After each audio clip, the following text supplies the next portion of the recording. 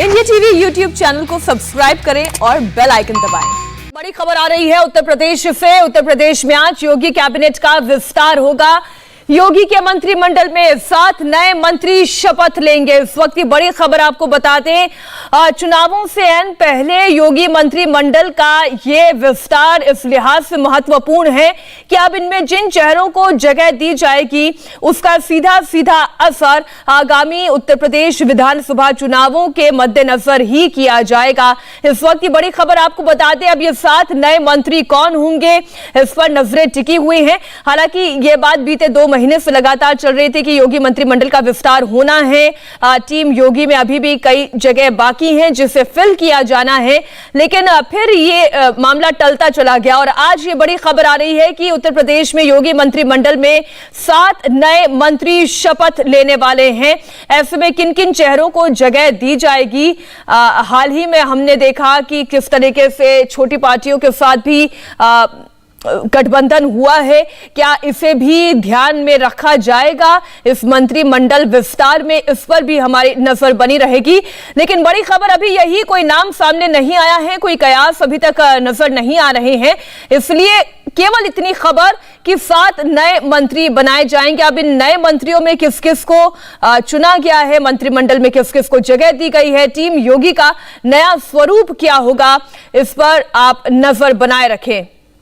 जैसी इस पर और डिटेल आती है, जैसी खबर और बड़ी होती है, हम इस पर आपको और डिटेल देंगे। हमारी ब्यूरो चीफ रुचि कुमार इस खबर पर जुड़ने वाली हैं और ज्यादा जानकारी के साथ। इस वक्त की बड़ी खबर आपको बता दें, योगी मंत्रिमंडल में 7 नए मंत्री शपथ लेंगे। टीम योगी तैयार हो रही है और मंत्रिमंडल का यह विस्तार कितना महत्वपूर्ण। हमारे साथ हमारी सहयोगी रुचि कुमार जुड़ गई हैं। रुचि, पहले तो आप ये जानकारी दी, जो 7 नए मंत्री बनाए जाएंगे, क्या नाम सामने आ चुके हैं कि किन किन को जगह मिलेगी मंत्रिमंडल में? नहीं मीनाक्षी, अभी वो सस्पेंस बरकरार है कि कौन मंत्री बनाए जाएंगे इस विस्तार में। इस विस्तार का बहुत लंबे समय से इंतजार चल रहा था और बराबर अटकलें लगाई जा रही थी कि अब योगी सरकार कैबिनेट का विस्तार होने जा रहा है, अब होने जा रहा है। लेकिन आज इसका विस्तार होगा। ऐसा कहा जा रहा है कि राजभवन में शाम को 5 बजे के बाद 6 या 7 बजे ये मंत्रिमंडल विस्तार होगा और इसमें 7 नए मंत्रियों को शपथ दिलाई जा सकती है। यूपी अगर मंत्रिमंडल की आप बात करें तो 60 मंत्री यहाँ पर हो सकते हैं और 54 मंत्री हैं, तो यानी 6 का पद खाली है। लेकिन कहा यह जा रहा है कि 7 नए मंत्री शपथ लेंगे। अभी जो मंत्री हैं उनमें से अगर 7 मंत्री शपथ लेंगे तो यानी 1 मंत्री की छुट्टी भी होगी। तो बाकी बातें कि कौन कौन मंत्री बनेगा ये साफ नहीं है। लेकिन ये भी कहा जा रहा है कि जो 4 MLCs को नॉमिनेट करना था बीजेपी को, जो जुलाई से पोस्ट खाली चल रही हैं, उनका नॉमिनेशन, वो भी नाम क्लियर हो गए हैं और अब से कुछ देर बाद वो नाम भी जारी कर दिए जाएंगे। मीनाक्षी, और ये विस्तार कब तक हो जाएगा? क्योंकि कई सूत्र तो ये बता रहे हैं कि विस्तार ये संभव है। अच्छा चलिए, एक बड़ी खबर आ भी गई है, आज शाम 6 बजे तक मंत्रिमंडल का विस्तार हो जाएगा। तो फिर ये सस्पेंस क्यों रुचि? अब तो कुछ घंटों का वक्त ही रह गया है, अब तो पार्टी को नाम सामने ले आने चाहिए। देखिए, जब भी मंत्रिमंडल विस्तार होता है आमतौर पे मंत्रियों के नाम इस तरह से सार्वजनिक पहले नहीं किए जाते हैं। वो सोर्सेज से पता चलते हैं, जिनके घर गाड़ी पहुंच गई होती है, जिनके घर राज संपत्ति विभाग से फ़ोन आ गया होता है, वो पता चलता है कि वो मंत्री बनाए जा रहे हैं। और अभी ये नाम की जानकारी नहीं हुई है, बहुत सारी अटकलें हैं। जैसे कहा जा रहा था कि संजय निषाद को बनाया जाएगा, लेकिन संजय निषाद को जब अभी हमने फ़ोन किया तो वो लखीमपुर खीरी में है। ये कहा जा रहा है कि बेबी रानी मौर्य जो उत्तराखंड की गवर्नर थी, उनको मंत्री बनाया जा सकता है। ये साफ है कि 2022 में चुनाव है विधानसभा का, तो जो जातीय समीकरण है उत्तर प्रदेश का, उसको देख के सभी जातियों को जो वोट दिलाने में सफल होगी उनके मंत्री बनाए जा सकते हैं आज शाम को। मीनाक्षी, आप बड़ी खबर दे रही हैं और जैसा कि आपने जानकारी दी कि आगामी विधानसभा चुनावों के मद्देनजर इस मंत्रिमंडल विस्तार को देखा जाना चाहिए, तो किन किन बातों का को गंभीरता से सोचा गया होगा पार्टी में? कौन सी जाति, कौन सा वर्ग, किसके प्रतिनिधित्व को तरजीह दी जाएगी?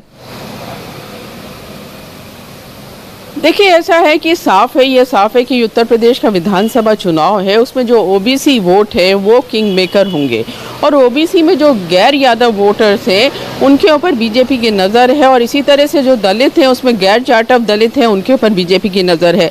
अगर आप देखेंगे 2014 का चुनाव, लोकसभा चुनाव यूपी में जो बीजेपी ने बड़ी जीत हासिल की, या 2019 के लोकसभा चुनाव में बड़ी जीत हासिल की, या 2017 के विधानसभा चुनाव में जो बीजेपी ने बड़ी जीत हासिल की, तो ये जो वोटर था गैर यादव ओबीसी और गैर जाटव दलित, उसको अपनी तरफ करने में बीजेपी कामयाब रही। मायावती का जो जाटव वोट था वो मायावती के पास रहा, लेकिन बाकी दलित वोट खिसक कर बीजेपी के पास आ गया। इसी तरह से ओबीसी में जो यादव वोट था वो बड़े पैमाने पे अखिलेश यादव के पास रहा, समाजवादी पार्टी के पास रहा, लेकिन बाकी वोट खिसक कर बीजेपी के पास आ गया। तो अब 2022 में वही फॉर्मूला दोबारा अपनाने की कोशिश है, और बीजेपी की यह कोशिश है कि पिछली बार से ज़्यादा कामयाबी मिले, मायावती हो या अखिलेश यादव हो, उनके वोट बैंक पे ज़्यादा सेंध लगाया जा सके, जिससे दोबारा बीजेपी में सत्ता में आ सके। तो माना यही जा रहा है कि जो मंत्रिमंडल विस्तार होगा इनके ऊपर खास ध्यान रखा जाएगा। साथ में जो इलाके हैं अलग अलग यूपी के, जहां पर बीजेपी पिछले विधानसभा चुनाव में जो सीट नहीं जीती थी वहां पर भी बीजेपी ने अपनी पूरी ताकत लगा रखी है। तो इस तरह से सारे पहलुओं पर ध्यान दिया जाएगा, और इसी को देखते हुए मंत्री बनाए जाएंगे। मीनाक्षी, बिल्कुल रुचि, और जैसा कि हमने कुछ दिन पहले तस्वीर भी देखी थी कि निषाद पार्टी के नेताओं के साथ मीटिंग रही थी, जाहिर है उसमें यह भी चर्चा की गई होगी कि मंत्रिमंडल का विस्तार होगा तो हमारे लिए क्या होगा, और आगामी विधानसभा चुनावों के मद्देनजर भी रणनीतियां बनाई गई होंगी। तो क्या हम ये संभावना जताएं कि संजय निषाद या निषाद पार्टी से किसी को इस मंत्रिमंडल विस्तार में जगह दी जा सकती है, या कोई महत्वपूर्ण जिम्मेदारी दी जा सकती है? देखिए, कहा यह जा रहा है कि निषाद पार्टी में संजय निषाद हैं, उनको शायद बीजेपी यहाँ से एमएलसी बना देगी, इस तरह से उनको एडजस्ट करेगी। और क्योंकि मंत्रिमंडल विस्तार है और इस समय संजय निषाद लखीमपुर में है, प्रेस कॉन्फ्रेंस कर रहे हैं। हालांकि लखीमपुर से लखनऊ की दूरी ज़्यादा नहीं है, 3-3.5 घंटे में वो यहाँ पहुँच सकते हैं, लेकिन कहा यही जा रहा है कि हो सकता है उनको एमएलसी बना दें, जितिन प्रसाद को एमएलसी बना दें। तो तरह तरह की अटकलें हैं।